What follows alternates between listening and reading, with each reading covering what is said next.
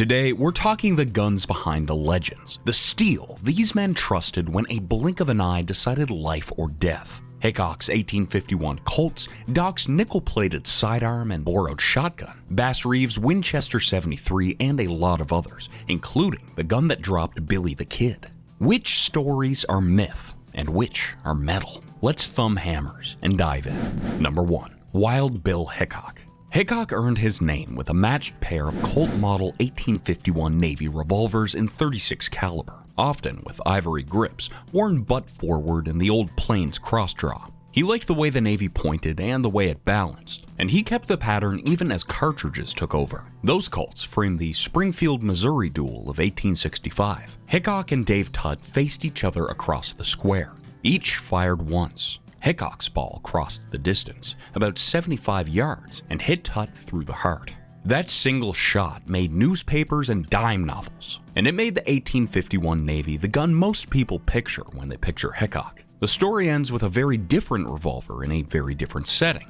Late in life, he favored the lighter Smith & Wesson No. 2, easier to tuck under a coat at a poker table. He had one in Deadwood when he took the only chair left at Natal and Mons, the one with his back to the door.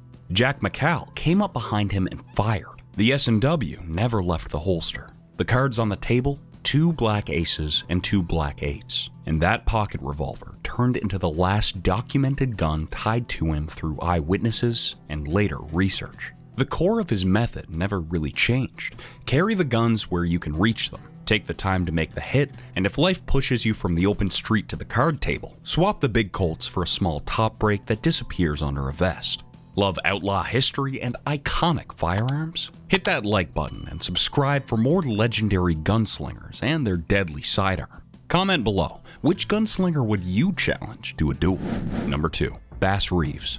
Reeves trusted a Winchester 1873 carbine in .44-40 because it paired with his Colt revolver. 1 cartridge belt, 1 set of chambers, fewer mistakes when the miles were long and there was no backup. That rifle anchors his best-known fight. He closed on the killer Jim Webb at roughly 500 yards, shifted the 6-gun to his belt, and shouldered the 73. 2 shots landed so close together, he later said they were within half an inch, and Webb dropped after firing 4 times while rushing in. The Winchester figures again at a store near present-day Woodford. Webb's first fire clipped a coat button, smashed Reeves's saddle horn, and cut his bridle reins. Reeves hit the ground, brought the lever gun up, and put 2 into Webb's chest. His sidearm choice made the same kind of sense. He carried a pair of Colt single-action Army revolvers, early on in .45 Colt with the long 7.5-inch cavalry barrels, and later in .44-40 and .38-40 to match his Winchesters. The point of 2 revolvers wasn't theatrics, it was speed. If one ran dry in a close fight, there was no time to reload. That approach shows up when he went to arrest Jim Webb at a Chickasaw Nation ranch. Reeves seized Webb and turned to see a ranch hand, Frank Smith, yank a pistol and miss twice. A similar scene played out at a noonday stop with the horse thieves Frank Buck and John Bruner.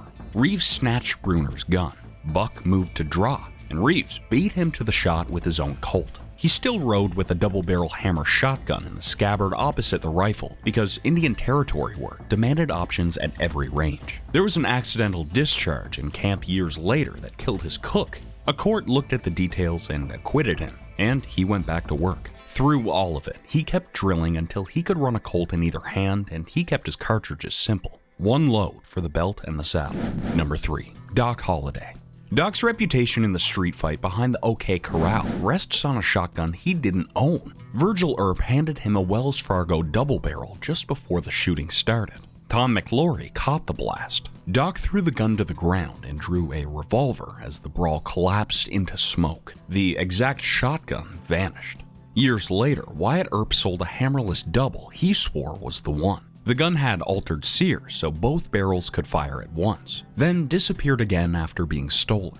Another cut-down mule-ear double with a lanyard ring has followed its own trail in old photographs and provenance packets. What matters for the story, though, is the way Doc used a borrowed scattergun at breath-stealing distance, and then moved it immediately to a handgun. Witnesses talked about a nickel-plated sidearm on Doc, and Stuart Lake quoted Wyatt as saying that after the shotgun blast, Doc jerked the nickel-plated Colts, which was for years his favorite weapon. That gleam points to either a nickel SAA or the compact double-action 1877 Lightning he carried in Tombstone, a bird's head .38 that locals called his nickel-plated shooter. He used a double-action self-cocker in an 1880 saloon fight with Milt Joyce as well. The man borrowed what he needed when he had to, and when carry comfort mattered more than power, he chose small fast gun that cleared a shoulder holster or a hip in a hurry. There's also a pocket pistol in the mix that feels personal rather than tactical. A Remington Model 95 Derringer and .41 rimfire surfaced with "To Doc from Kate" on the backstrap. The inscription links it to Mary Catherine Horney, most likely around the time she sobered up and retracted the accusation that tied him to the Kinnear stage holdup. That little two-shot spur-trigger gun, a favorite of gamblers and working women, tracks with the life he was living, sick, constantly on the move, and always ready to pawn and borrow. These guns made legends. If you're into Wild West, weapons, and true grit, subscribe now and ring the bell. Don't forget to comment your favorite gunslinger and their weapon of choice. Number 4. John Wesley Hardin. Hardin's name attaches to 3 guns with 3 very different kinds of fights. The first is a Smith & Wesson Model 3 Russian and .44 Russian. He had it at Comanche, Texas in 1874 and used it to kill Deputy Sheriff Charles Webb outside the courthouse. That shooting set the stage for his eventual capture and the prison years that followed. The number 3 Russian was a modern choice for a man who had started with cap and ball Colts and shotguns. The second is a British W&C Scott & Son 12-gauge percussion double, the kind of heavy, close-range tool a man picks when there's no room for hesitation. In July 1873, Hardin and Jim Taylor confronted Sheriff Jack Helm during the Sutton-Taylor feud. Hardin put a broadside into Helm with the Scott, and Taylor finished the job with a 6-gun. Another gun was the one he carried on the day he died. In August 1895 in El Paso, he had a Smith & Wesson double-action Frontier in .44-40 with black hard rubber grips. He had other hardware in his rooms, a Colt single-action Army in .45 with the ejector housing removed for slick pocket draws, a pair of Colt 1877 Thunderers in .41, one of them taken off him earlier that spring for carrying in the Gem Saloon. But none of those played a role that night. Constable John Selman walked into the Acme Saloon and shot Hardin in the back of the head with a Colt .45.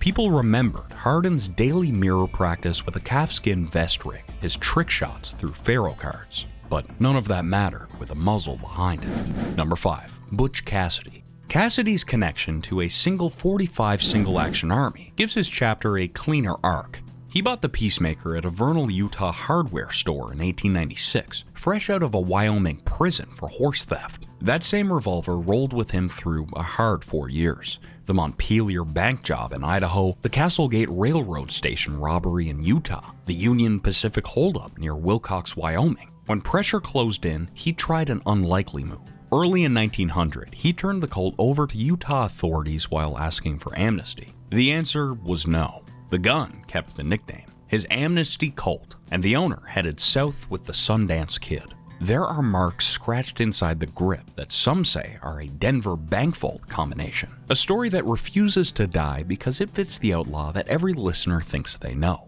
Careful, clever, and one step ahead. Family connections have kept the lore current. His sister advised on the 1969 film, and a great-grandnephew has handled the revolver and talked about that 1896 to 1900 stretch as the heart of the myth. The Amnesty Colt later went to auction with a 6-figure estimate. All the other details orbit that fact. He chose a .45 SAA when he needed a sure thing, carried it on the jobs that made him a headline, and tried to swap it for a clean slate when the chase got too hot. Number 6. Jesse James. Jesse's gun story starts with the .36 caliber Colt 1851 Navy on a Gorilla's belt. Bushwhackers like Jesse and Bloody Bill Anderson packed multiple navies and rode into close-range ambushes against militia with single-shot carbines. The tactic was brutal. Dump a storm of lead at pistol distance, then close and finish the wounded. As the war and its aftermath moved on, he moved on to bigger and faster hardware. The .44 caliber Colt 1860 Army hit harder, and by the early 1870s, a pair of .45 Peacemakers made practical sense for a bank or train job. Metallic cartridges reduced the time spent fumbling with caps and powder. A matched pair carried a certain swagger and a very real reload advantage. Shotguns made holdups work in confined spaces. The James gang brought 10 and 12 gauge doubles to banks and depots, and they filled the barrels with whatever would break a fight at bat breath range. Buckshot, bullets, nails, and even gravel when desperation met opportunity. Northfield in 1876 showed another flavor of the kit when several of the bandits had 7-shot Smith & Wessons alongside their rifles and shotguns. Jesse treated his revolvers like part of his wardrobe. People said he never took them off in public. At home in St. Joseph in 1882, he broke that habit to keep a low profile, took off his coat in the heat, and set his pistols aside. Bob Ford used that opening to fire a single shot into the back of Jesse's head. The man who lived by close-range 6 guns died the only time they weren't on his belt. Number 7. Pat Garrett and Billy the Kid. 2 guns finished the story, Billy's shotgun and Garrett's Colt. Billy used a double barrel to kill 2 deputies during his last jailbreak. That choice matches his style, fast, final, and at distances measured in feet. Months later at Pete Maxwell's ranch, Pat Garrett stood in a dark room with a 44-40 Colt single-action army on his hip. The revolver has a long list of specifics: 7.5-inch barrel, serial number 55093, one-line Hartford address, crescent ejector head, DFC inspector stamp, and walnut grips. Garrett had taken it from Billy Wilson when he arrested the gang at Stinking Springs. On July 14, 1881, he fired twice. The first round hit Billy in the chest and killed him. The second missed. The Colt wandered through the years. It was loaned to Tom Powers for display at the Coney Island Saloon, then recovered by Garrett's widow in 1933, and eventually passed through private hands. The paper trail is unusually tight, so collectors can quote condition. Very good with blue in protected places and well-worn grips. And they can quote what it brought when it crossed a modern auction block with a multi-million-dollar estimate.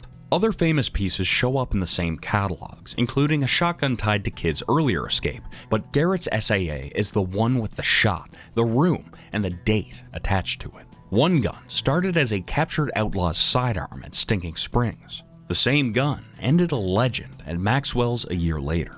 And that's our rundown of infamous gunslingers and the guns they trusted when it counted. If you've handled a Navy Colt, a Winchester 73, or a coach gun that tells its own story, make sure to drop it in the comments. We want to hear it. Like the video, share it with your range buddies, and subscribe for more Old West firearms breakdowns soon.